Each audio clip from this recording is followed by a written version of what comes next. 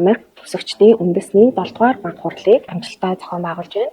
Энэхүү хурлаараа бид бүхэн Америк тусагчдын холбооны гишүүд маань нийгмийн сайн сайхны төлөө сайн дурын ямар арга хэмжээнүүд авч хэрэгжүүлсэн бай талаар одоо өөрсдийнхөө тайланг тавьж хэлэлцүүлж цаашдынхаа хамтын ажиллагаа үйл ажиллагааг ингээд тодорхойлохоор ярилцаж хэлэлцлээ. Энэ хүрээнд 7-р баг хурлыг урт хугацааны нөлөө үзүүлэх сайн дурын үүсэд хамтдаа гэсэн ураанд орол зохион байгуулж байгаа. Тэгээд энэхүү арга хэмжээнд оролцсон манай үеийн ерөнхийлөгчид Lead, Flex, Access холбооны гишүүд болон элчин сайдын яамны хамт олон ялангуяа манай хүндэт чачин Америкийн нэгдсэн улсын элчин сайд ноён Ричард Л.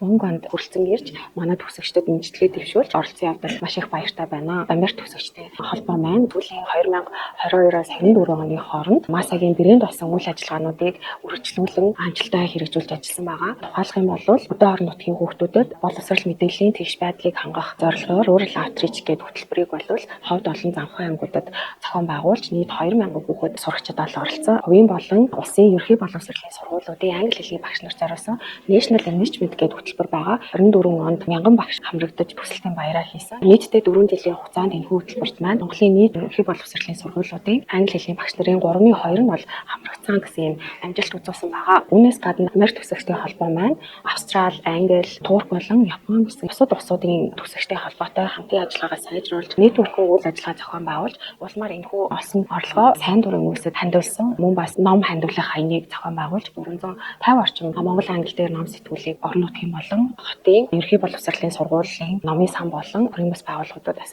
хандуулсан.